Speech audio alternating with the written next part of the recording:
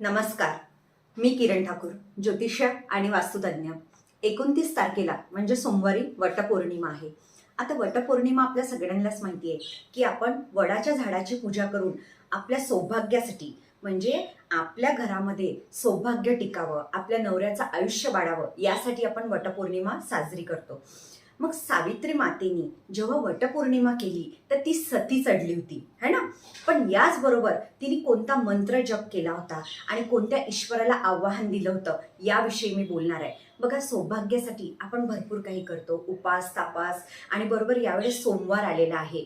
मग आपल्याला वाटतं की माझ्या घरामध्ये सौभाग्य नांदावं, सुख समृद्धी वैभव या तिन्ही गोष्टी आल्या पाहिजे, लक्ष्मी मातेचं सुद्धा आगमन झालं पाहिजे. तर काय करायला पाहिजे? जी स्त्री वटपौर्णिमा करत आहे त्या स्त्रीनी पूजा झाल्यानंतर, जसं तुम्ही वटपौर्णिमे करता तेव्हा वडाच्या झाडाजवळ गेल्यानंतर पूजा असेल, जो तुम्ही धागा वगैरे बांधता, तुम्ही मनामध्ये एक श्रद्धा घेऊन जाता. आणि आता वडाच्या झाडाजवळच का? कारण ते झाड आपल्याला ऑक्सिजन सुद्धा देतं आणि सर्वात मेन असतं की जेव्हा तुम्ही एका खूप जुन्या झाडाला धागा जेव्हा बांधता तर असं म्हणतात ते वर्षानुवर्ष ते झाड सिद्ध झालेलं असतं आणि त्या झाडापासून आपल्याला एक हिलिंग पॉवर पॉझिटिव्ह येते. आणि तुम्ही पूजा करत आहे तर श्रद्धेने. तुमची पूजा झाल्यानंतर सावित्री मातेने काय केलं होतं, जेव्हा त्यांनी ईश्वराला बोलवलं म्हणजे विष्णू भगवानांचा मंत्र म्हटला तर साक्षात त्यांना विष्णू भगवानांनी दर्शन दिलं. आपल्या घरामध्ये तशाच प्रकारे विष्णूंना आवाहन द्यायचं आहे आपल्याला.